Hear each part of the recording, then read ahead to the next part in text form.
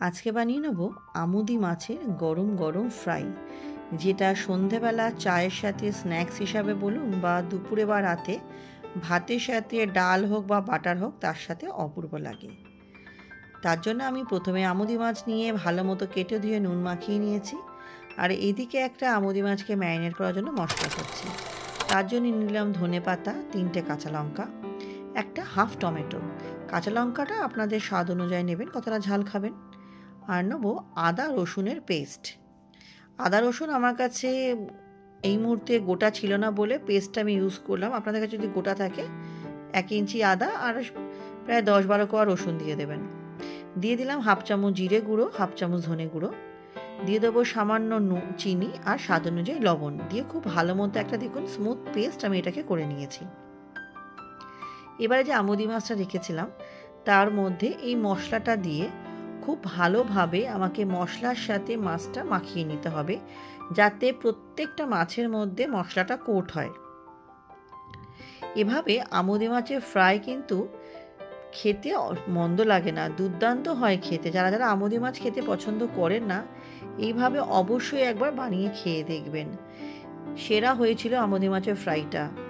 আমার ঘরে মেয়ে হাজবেন্ড দুজনেরই ভীষণই পছন্দ হয়েছে আমুদি মাছের ফ্রাই। আমার মাখা হয়ে গেছে, এটা আমি কিছুক্ষণ রেস্টে রাখবো। আমি রুম টেম্পারেচারে রেখেছিলাম রেস্টে 1/2 ঘন্টার জন্য। আর এদিকে একটা বেসনে ব্যাটার করব।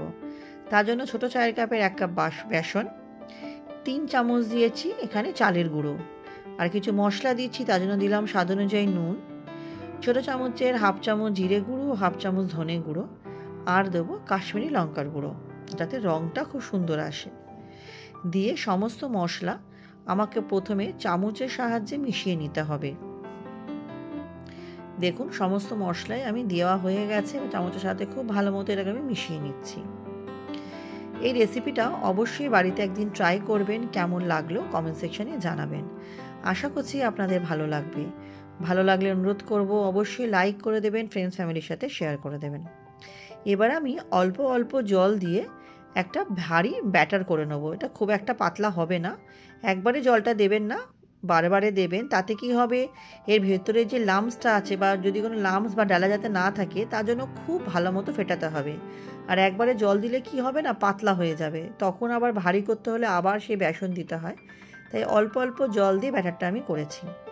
ব্যাটারটা করার পর আমি এটাকে মাছের যে মিশ্রণটা আমি রেখেছিলাম রেস্টে তার মধ্যে দেবো। তার আগে ব্যাটারটা আমাকে খুব ভালোভাবে ফেটিয়ে নিতে হবে।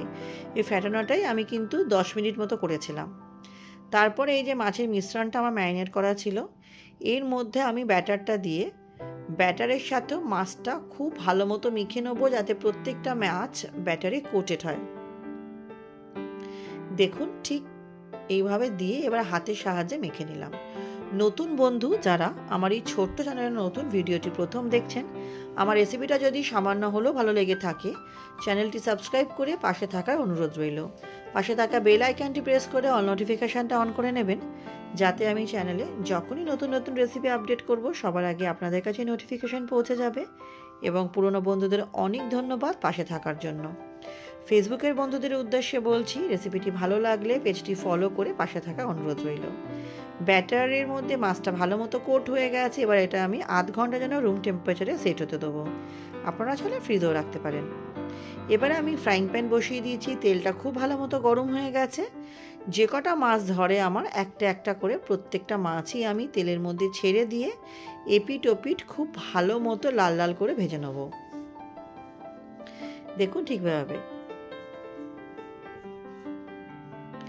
একটাই অনুরোধ করব, আমার ভিডিওগুলো তো খুব একটা বড় হয় না, তাই কেটে কেটে না দেখিয়ে সম্পূর্ণ দেখার অনুরোধ রইল। কারণ আমি যাদের যাদের কমেন্ট পাই প্রায়োরিটি বেসিসে তাদের ভিডিওগুলো ফুল ওয়াচ করি, আর যাদের কমেন্ট পাই না আমি তাদের ভিডিও ফুল ওয়াচ করি।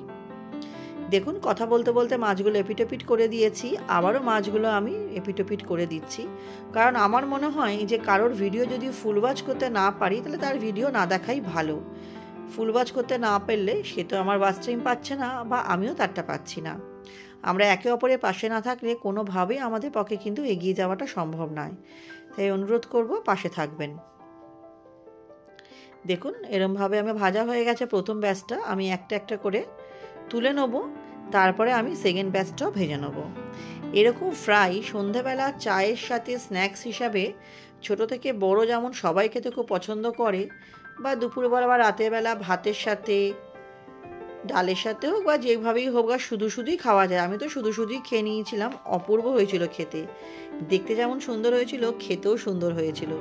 আপনারা অবশ্যই কিন্তু বানিয়ে খাবেন, কেমন লাগলো কমেন্টে জানাবেন, সুন্দর সুন্দর কমেন্টের মাধ্যমে। আপনাদের কমেন্টে রান্না করার উৎসাহটা অনেক বেড়ে যায়, দ্বিগুণ। আর তখন মনে হয় সুন্দর সুন্দর রান্না করি, আপনার সামনে উপস্থাপনা করি। দেখুন সেকেন্ড ব্যাচেরও মাছ আমি যে কটা আমার ফ্রাইং প্যানে ধরছে, এইভাবে একটা করে প্রত্যেকটা মাছ ধরছে দিয়ে দিচ্ছি। দিয়ে আগের ব্যাচের আমার রেসিপিটা মাছটা ভাজা হয়ে গেলে একটা ব্যাচ সুন্দর করে ভেজে নেব। দেখুন প্রত্যেকটা মাছ এপিট করে ভেজে নিয়ে গরম গরম পরিবেশন করার পালা। তাহলে চলুন আমরা গরম গরম এবার খাওয়ার পালা। আর ভিডিওটাও আজকে এখানেই শেষ করছি। নেক্সট দিন আবার হাজির হয়ে যাব নতুন কোনো রান্নার সাথে। সবাই খুব ভালো থাকবেন, সুস্থ থাকবেন। সবাইকে অনেক অনেক ধন্যবাদ শেষ পর্যন্ত আমার সাথে ভিডিওটি দেখার জন্য।